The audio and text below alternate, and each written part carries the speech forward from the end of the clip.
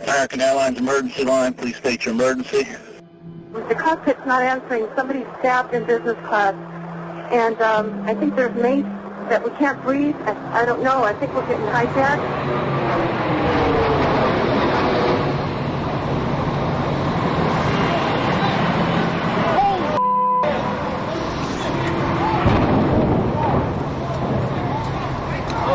Today, our fellow citizens, our way of life, our very freedom came under attack. Oh my God. In a series of deliberate and deadly terrorist acts. Of the Pentagon. The Pentagon has been evacuated. Now this is what it looked like moments ago. It was the morning of September 11. An American Airlines flight took off from Boston International Airport. The flight's destination was Los Angeles, carrying 92 people on board, 11 crew members, and 81 passengers. But just 15 minutes after takeoff, it was discovered that among the 81 passengers, 5 were hijackers.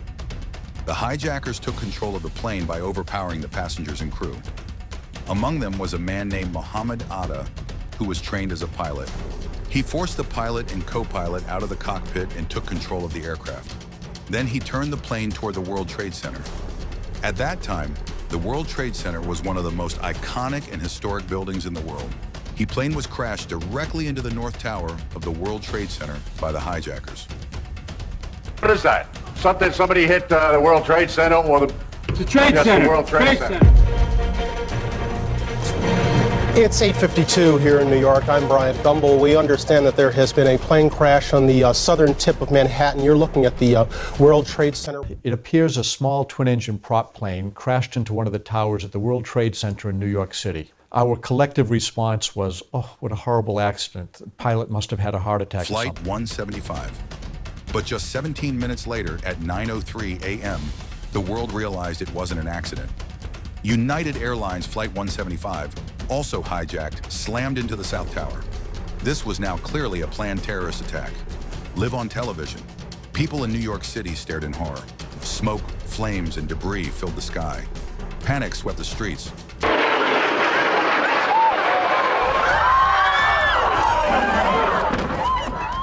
During that time, President George W. Bush was visiting a school in Florida.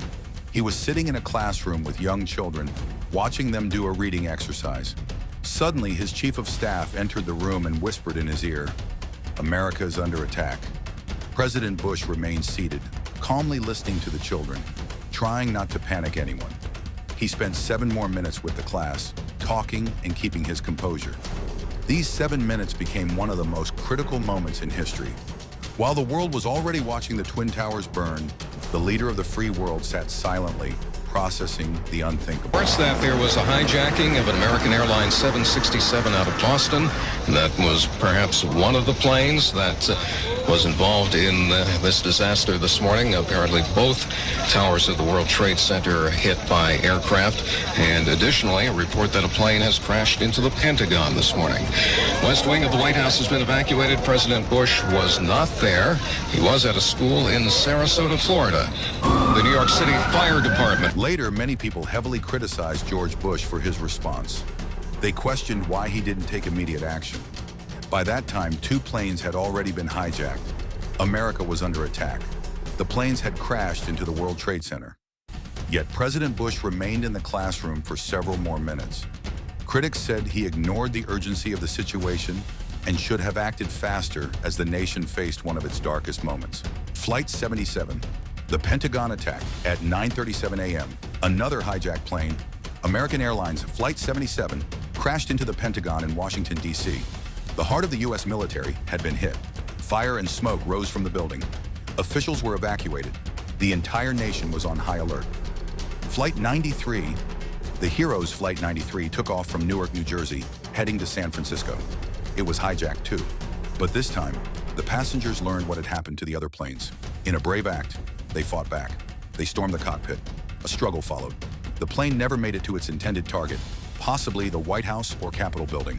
At 10:03 a.m., Flight 93 crashed into a field in Shanksville, Pennsylvania. Those passengers were true heroes. They saved countless lives. 9:30 this morning. And this is the collapse. We're showing you, this is the collapse, ladies and gentlemen, on videotape. The collapse that just happened. Unbelievable. At 9:59 a.m., the South Tower collapsed. A 110-story building crumbled into dust in just 10 seconds.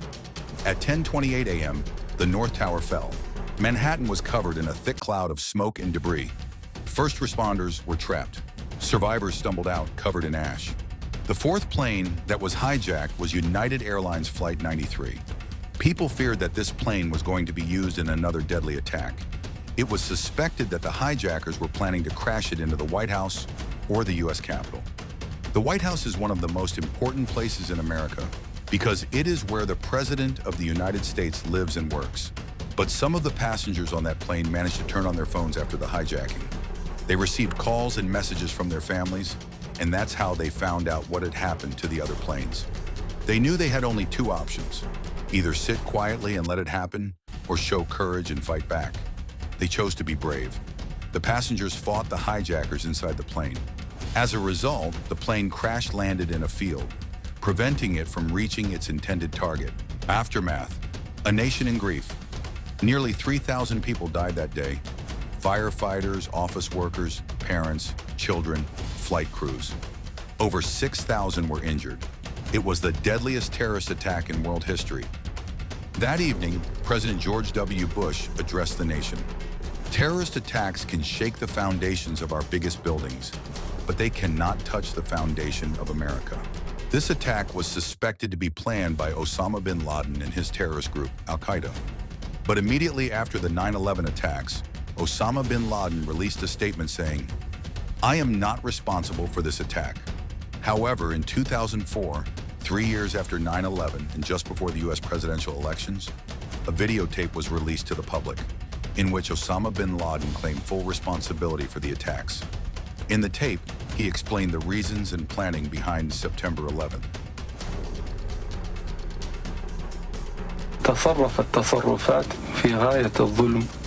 The U.S. government has committed acts that are extremely unjust, hideous, and criminal through its support of the Israeli occupation of Palestine.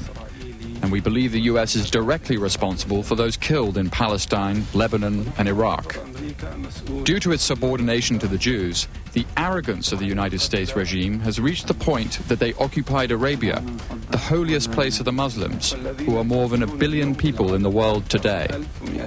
For this and other acts of aggression and injustice, we have declared jihad against the U.S. Remember when Osama bin Laden was killed, those exclusive images, the aftermath of the dramatic Navy SEAL Team 6 operation that killed America's most wanted.